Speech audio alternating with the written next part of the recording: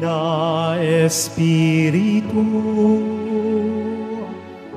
sa sinagbuhat sa'yo,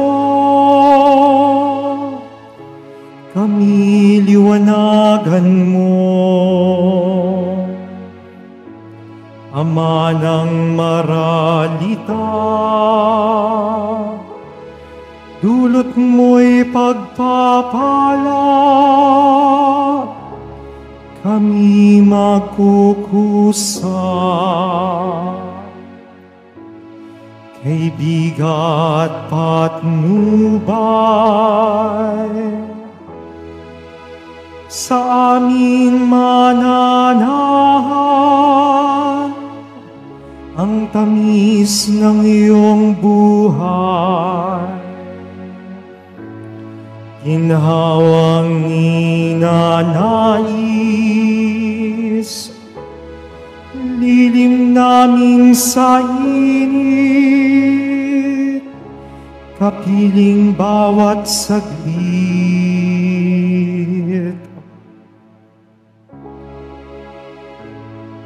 Lubhang banal na ilaw, kami iyong silayan, ngayon at araw-araw. Kapag di ka nananahan, ay walang kaganapan, ang buhay namit dangal. Marumi palinisin, lantay panit panariwain, sakit nami gamutin. Kami gawing matapat, sa pag-ibig mag-aalab, lagi sa tamang landas. Tugunin aming luhog, kami bigyang malugod ng iyong pitong kaloob. Gantimpala'y ibigay,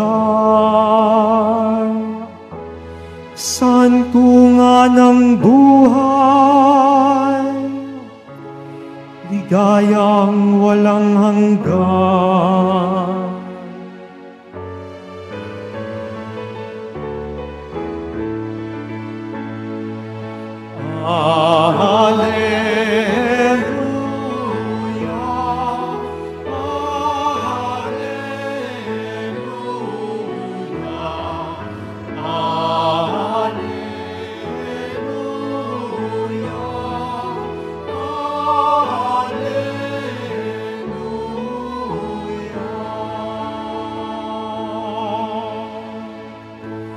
Espiritong aming tanglaw, kami iyong liwanagan, sa ningas ng pagmamahal. Hallelujah, Hallelujah.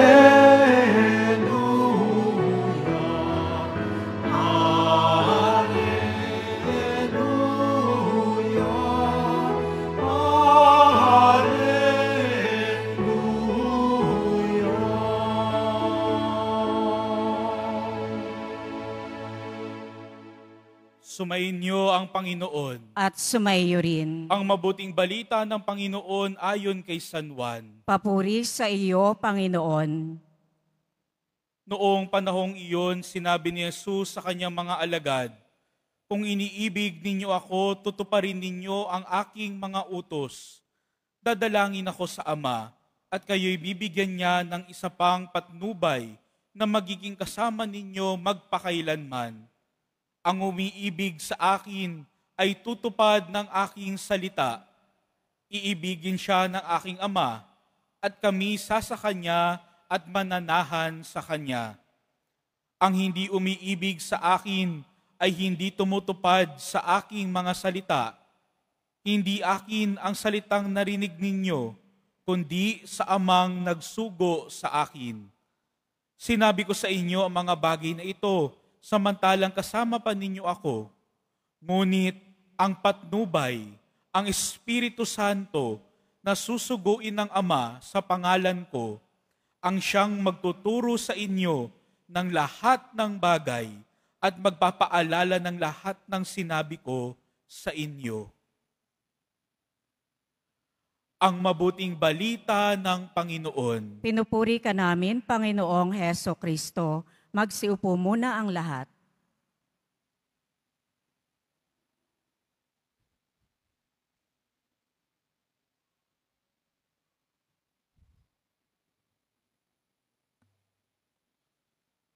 Kagabi po ay ako ay nagpunta sa isang mall para mamili ng 4 na bagay na kakailanganin ko next week sa aking pagdalo ng National Youth Day sa Naga. Sa 4 pong iyon, isa lang ang pamilyar ako. Ito yung toothpaste. Pagpunta ko dun sa mall, napakalaki, kaya ayoko nga pumupunta ng malalaking mall kasi umuubos ng oras yung paghahanap. Pero yung 3 kasi hindi po ako masyadong pamilyar at hindi ko yata napapasok pa yung mga tindahan na pwede kong mabilhan. Sa makatuwid, nakarating po ako dun sa mall. Aba, akalain ko ba naman, pagtaas ko dun sa escalator, ang bumungad sa akin ay yung tindahan na nagbebenta nung isang nabibilhin ko. Sabi ko, napakaswerte naman. Kabubukas lamang pala nung last week. Kaya nakabili agad ako. Hanggang pumunta na ako, hahanapin ko yung pangalawa. Yung pangalawa, toothpaste. Alam ko yon. Yun ay grocery. Nakabili agad ako. Sabi ko, ang swerte ko. Ang bilis naman. Yung pangatlo, hindi ko po alam yon kaya ginugel ko. Sa loob ng mall, Google. Paglabas po nung resulta ng Google, nung makita ko dun sa aking cellphone, nasa harapan ko lang, pagtingin ko, eto na pala yung hinahanap ko. Ay, ang sarap. Ang bilis nito.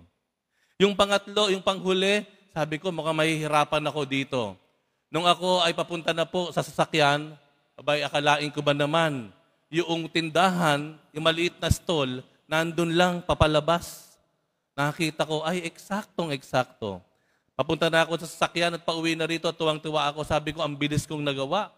Yung isa lang ang pamilyar, 3, mabilis kong napuntahan, nabili. Tuwang-tuwa ako, thank you Lord. Sabi ko, thank you Lord. Naging mabilis po ang aking pagbibili. Pagdating ko po sa sasakyan, ito na ang problema. Ano yung problema? Hindi ko makita yung aking parking card. Yun po yung binibigay sa mga papasok sa parking lot at kailangang ipakita mo yun. Kung hindi, napakahabang proseso. Naku po, ayan na po. Hinanap ko sa bag, sa bulsa, sa harapan, hindi ko po makita. Dito na ako nagsimulang magsungit. Sabi ko, ano ba naman Lord? Pinagbigyan mo lang ako ng minsan. Eto na naman, inis na ako sa sarili ko, halos nagwawala na ako sa sakyan. Hanggang sa bandang huli, nakita ko na dun sa isang maliit na bulsa ng aking bag. Bakit ko nasabi ito?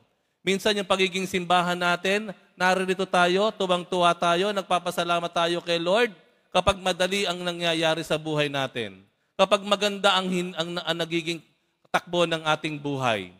Tayo'y masaya bilang isang simbahan kapag may natatakbuhan tayong simbahan at nadasalan. Kapag ang simbahan malinis, merong upuan, masayang-masaya tayo kapag maganda ang nangyayari sa takbo ng buhay natin. Pero kapag ang simbahan naman ay may hinihiling sa atin, dito tayo nagbibingi-bingihan.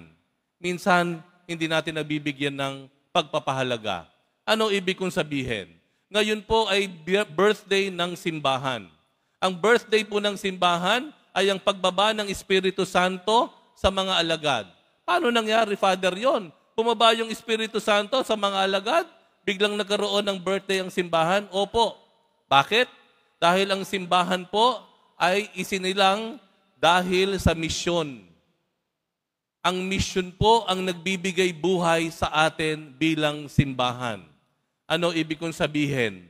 Pakinggan niyo po yung sinabi ni San Pablo sa kanyang sulat sa mga taga-Korinto. Ang sabi niya, hindi ako nagmamayabang dahil ako'y nangangaral ng mabuting balita, ang sabi ni San Pablo. Pero ano sabi niya?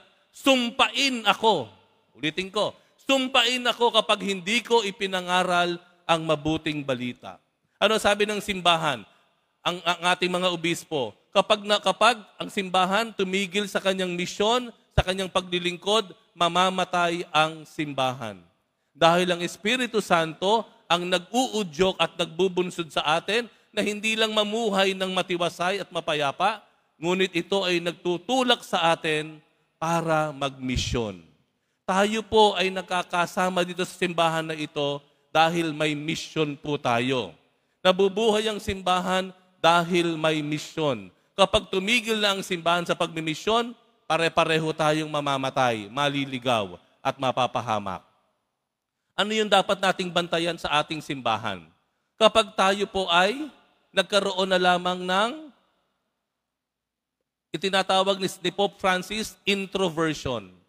Yung inward looking. Puro tayo na lang ang nakikita natin. Puro mga tayo na lang, nagkakakitaan. Hindi na tayo tumitingin sa nangyayari sa labas. Kapag ang simbahan na lamang po, puro mga selebrasyon sa simbahan, puro mga nobina sa simbahan, at wala nang pakialam sa nangyayari sa kapaligiran, diyan po unti-unting namamatay ang simbahan. Bakit? Kasi tumigil siya sa pagmimisyon. Tandaan niyo po ito. Ikaw at ako bahagi ng simbahan. Kapag tayo nakulong na lamang sa simbahang ito, nagnunubina, nagdadasal, at kung ano-ano pa, tayo'y may kanya-kanyang samahan, organisasyon. Kapag tayo na lamang ang nagtitinginan at nagbulag-bulagan tayo sa nangyayari sa kapaligiran, nagbigi-bigihan tayo sa nangyayaring daing at iyak ng ating mga kababayan, doon po mamamatay tayo bilang isang simbahan. Maliwanag po? We should be outward looking. Titingin tayo sa labas, ano nangyayari ba sa labas? Ang tawag ni Pope Francis doon, extroversion. We look outside. Nawa, ito ay ang pagiging simbahan natin, pagdarasal natin, may kinalaman kung ano nangyayari sa labas. Alam niyo kung bakit marami pong ayaw magsimba? Dahil ang simbahan, tingin nila, irrelevant, pasay, luma na raw, laos na ang simbahan. Bakit kanyo? Dahil ang simbahan, nananatiling nandoon lang nakakulong sa loob. Nagseselosan yung mga organisasyon, nag-iinggita, nagpapataasan yung mga samahan sa simbahan. Tayo mismo nagsisimba, tayo lang. Pumunta ka sa simbahan, wala kang nakikita. Natapos ang simbahan, wala kang binate. Wala kang initian. May nakita kang nadaanan kang dumi o basura, hindi mo dinampot. Ano ibig sabihin? No? Nakukulong ka lang. Ang simbahan mo, ang pananampalataya mo, nakandito lang, nakukulong sa sarili mo. Kapag ganun ang ating pananaw at kalakaran, mapapahamak tayo. Pare-pareho tayong mamamatay. We cannot be introvert. We should be extrovert. Yung ating pagdarasal dito, ang ating mga pagdiriwang dito, mga nobina, mga piyesta, dapat meron pong kinalaman iyan sa nangyayari sa ating mga kababayan. Okay? Pangalawa, babantayan natin ang ating sarili. Kapag ang ating pagiging bahagi ng simbahan, ang inuuna natin, yung sarili nating kapritsyo. Yung ating sa mga sariling hilig. No? Yung mga kapritsyo na lamang. Minsan ito nangyayari sa mga lingkod simbahan. Ano po? Ha? Ang nagugugol na lang ang panahon sa simbahan, ang tinitingnan at pinag-uusapan, yung kanyang sarili, yung kanyang organisasyon, mga kapritsyo. No? Nauubos ang oras sa pagtingin sa pangailangan ng isa, pero nalilimutan ang magagawang mabuti kapag nagkakaisa. Nauubos ang oras at lakas sa simbahan dahil sa pag-aasikaso ng pangangailangan ng isa, ngunit hindi nabibigyan ng halaga ang magandang magagawa kapag nagkakaisa. Yun po, Kaya sa mga simbahan kagaya nitong Quiapo Church, ito po ay very prone to politics. Pataasan ng samahan, palapitan kay Pader, ay hindi po pwede iyon. Pumunta tayo dito hindi dahil sa ating sariling kapritsyo o ambisyon na ikaw ay matingala, ikay pinuno, ikay makasali, ikay mailagay, maisulat, mabanggit. Hindi po, kung tayo naglilingkod sa simbahan ng Quiapo at ang ating hinahangad lang ay sarili nating kapritsyo, ay hindi po yun ang kalooban ng Diyos. Ang kalooban ng Diyos, pumunta ka rito dahil gusto mong magkaisa tayo at makagawa tayo ng magandang bagay sa ating mga kababayan. Ano sabi sa ikalawang pagbasa? Tayo daw, iisang Diyos nga ang ating sinasamba. Tama iyon. Pero dapat alam natin kung ano ang ating papel. Hindi pwedeng you step over others' feet. Tandaan po natin, lalo sa mga naglilingkod sa simbahan at nais maglingkod sa simbahan. Hindi lang paglilingkod sa simbahan ang hinihingi sa atin. Kailangan malaman mo rin kung ano yung partikular na papel mo. Maliwanag po? Baka very passionate ka. You are on fire. I want to serve the Lord. I want to serve the church. I will do everything. Sa sobrang passion mo and on fire mo, natapakan mo na yung iba, nasapawan mo na yung iba, hindi mo na nabigyan ng paggalang yung iba. Hindi po ganon. Kailangan alam natin kung ano yung partikular na papel. Hindi lahat kailangan mong gawin. Hindi lahat kailangan mong sakupin. Kasi kapag ginawa mo yon, malulumpo ang simbahan. Imagine niyo kung lahat tayo puro kamay. Sige nga. Kung tayo puro kamay, paano ka lalakad? Paano kung puro tayo ilong? Paano kung puro tayo paa? Puro tayo mata? Tumayo ka, puro mata ka. Ano nangyayari sa iyo? Kaya nga ba si San Pablo, sinabi niya, ikinumpara niya ang pagiging simbahan sa isang katawan ng tao. Na ang katawan ng tao, magkakaiba ang bahagi, magkakaiba ang ginagawa, magkakaiba ang papel, pero pag pinagsama-sama mo, ito ay nabubuhay at lumalakas. Ganun ang paglilingkod sa simbahan. Hindi ka lang sa papasok, gagawin mo ang lahat, wala kang pakialam sa lahat. Hindi. Kailangan, kung maglilingkod ka sa Diyos, kung maglilingkod ka sa isang simbahan, alam mo kung ano yung partikular na papel mo at gagalingan mo doon. Dahil alam mo, pag ginalangan mo doon, ang lahat ay makakapakinabang, ang lahat ay sama-sama at maayos na makapaglilingkod sa Diyos. Amen? Ang pinag-uusapan ko po ito, simbahan, hindi lang po tungkol sa pare, hindi lang tungkol sa mga volunteers dito, ito po ay tungkol sa bawat isa sa inyo. Dahil ang bawat isa sa atin, ang bumubuo ng simbahan. Ang tanong ko po ngayon sa atin, kayo po, bilang nagsisimba, hindi man kayo active dito sa simbahan, ano po yung papel na nakikita nyo dapat gampanan sa ating pamayanan? Ano yung partikular na papel o iyong ambag o iyong magagawa para palakasin at ipagpatuloy ang buhay natin bilang isang bayan, bilang isang pamayanan? Tayo po ba ang ating pananampalataya kay Jesus Nazareno ay tungkol lang dito sa loob ng simbahan? Ito po bang ating pagdedebosyon sa Jesus Nazareno? Tungkol lang po ba yan sa pagsusuot ng kulay maroon, pagkaroon ng panyo, pagtatali ng kulay maroon, paglalagay ng mga uniforme na mayroong mukha si Jesucristong Nazareno? Yun lang po ba? Dapat po lampasan po natin iyon. Kailangan maging relevant ang simbahan. Hindi kailanman pwedeng maging laos ang simbahan kung ang bawat isa sa atin ay magsisimulang dumungaw sa bintana, lumabas, dalhin ang pananampalataya sa pamayanan. Kaya mamaya po, pagkatapos ng misa, ang sinasabi natin, tapos na ang misa, humayo kayo. Yun po ay simula at tanda ng ating pagmimisyon. Hindi dito sa loob ng simbahan, dun po sa labas ang ating misyon.